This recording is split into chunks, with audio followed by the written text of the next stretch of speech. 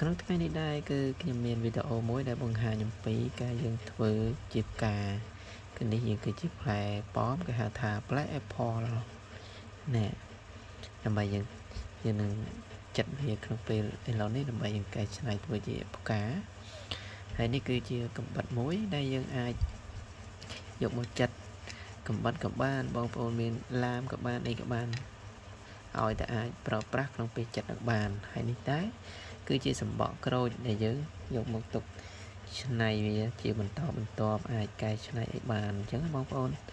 នឹងអញ្ចឹងយើងកុំឲ្យចំណាយពេលយូរអញ្ចឹងយើងចាប់ផ្ដើមទាំងអស់គ្នា start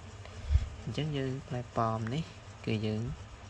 ត្រូវពុះវាពាក់កណ្ដាលបងប្អូនពុះពាក់កណ្ដាលហើយយើងចាត់វា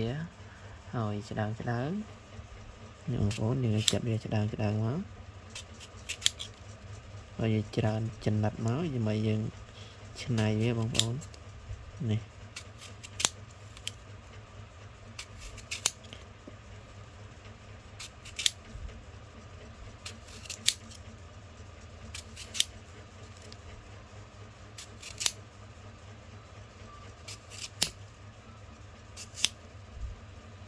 នឹង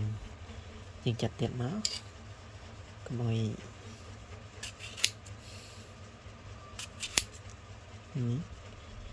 យើងចាត់ឲ្យបានច្រើនមកយើងអាចច្នៃវាធ្វើជាចំណិតចឹងមកយើងអាចធ្វើជាផ្កាបានបងប្អូននឹង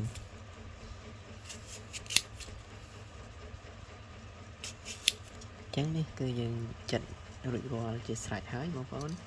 អញ្ចឹងយើងរងចាំទាំងអស់គ្នារងចាំមើលថាយើងរៀបម៉េចនេះបងប្អូនយើងត្រូវដាក់អញ្ចឹងមកនេះយើងដាក់កន្លឹងជាផ្កាមកបងប្អូននេះជាថ្នាក់អញ្ចឹងយើងកន្លឹងជាជុំអញ្ចឹងយើងរងចាំទស្សនាអស់គ្នា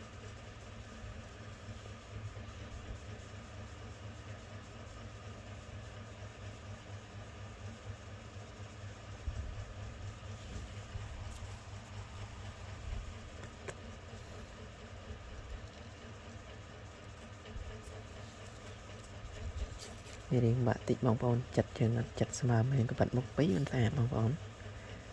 នេះយើងធ្វើជាថ្នាក់អញ្ចឹងបងប្អូននេះមិនសិនជាដាក់ក្នុងចានណាបងប្អូនស្អាតដាក់ក្នុងចានស្អាតឃើញស្អាត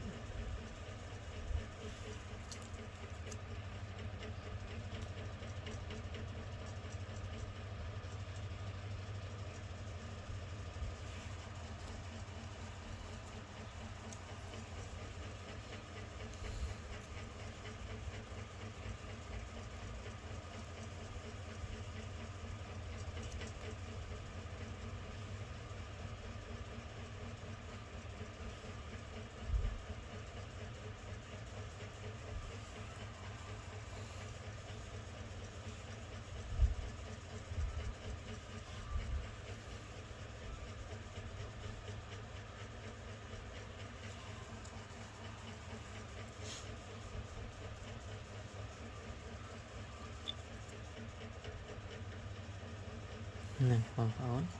ចឹងយើងជុំជាកងចាក់ហើយចឹងយើងនេះស្លឹកក្រូច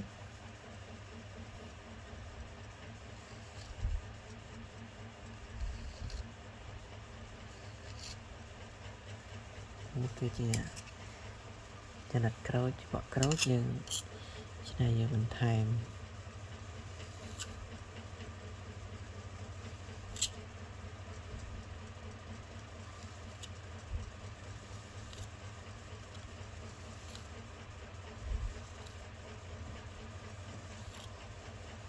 បងប្អូនអញ្ចឹងយើងចង់ឆ្នៃមកបងប្អូន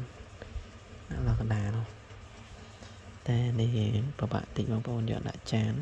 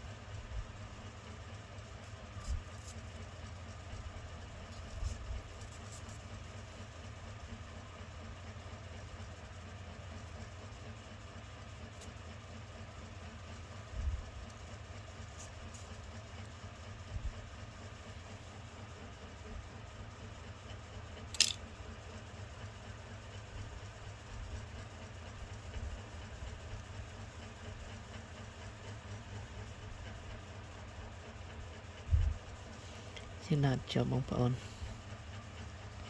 xin dừng mình chớ mình này tí rất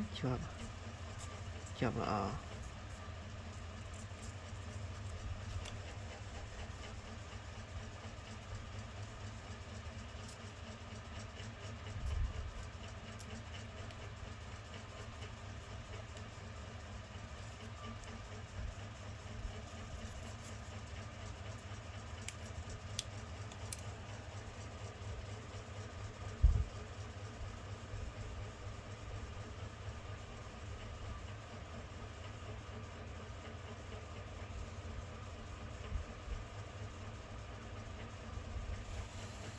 mình nắng bán bóng ôn